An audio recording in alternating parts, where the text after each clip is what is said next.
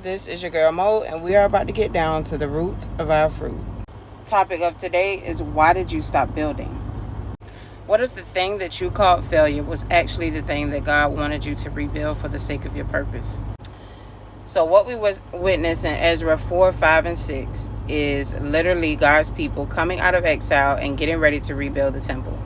The enemies of Judah and Benjamin literally come over and say, we serve the same God as you. Let us help you rebuild.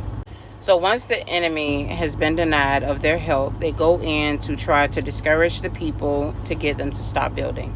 And eventually they stop building. Then you have Haggai and Zechariah. They come and give them a word. Now, God didn't send resources. He didn't send money. He sent prophets to give them a word and a revelation of what they needed to do. Get started back with the rebuild.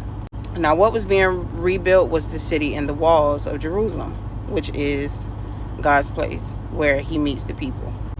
In Ezra 6, you see where now decrees have been passed along between kings and the opposition of Judah and Benjamin, and their enemies have gone and wrote letters towards them not rebuilding this city and this wall, putting everybody in fear that if this city and wall is rebuilt, that everybody is not going to have any way to get over beyond the river to get anything.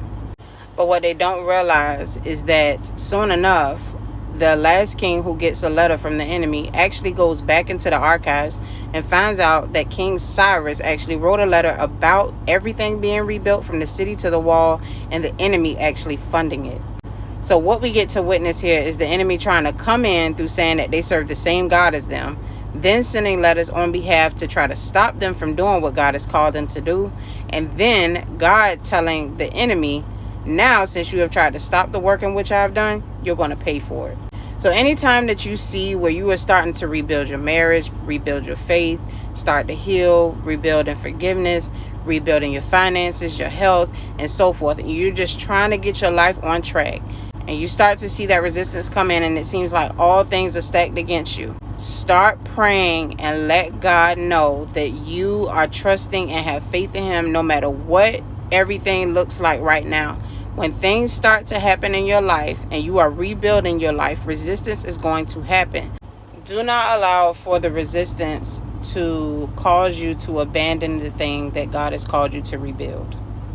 Anytime that you rebuild anything in life, resistance is going to come, because rebuilding is dangerous to the enemy. Again, rebuilding is dangerous to the enemy. He doesn't want you to rebuild your life or get on track with God. He doesn't want you to get the provision that God has for you. He knows what God can offer. He just doesn't want you to get what he can offer.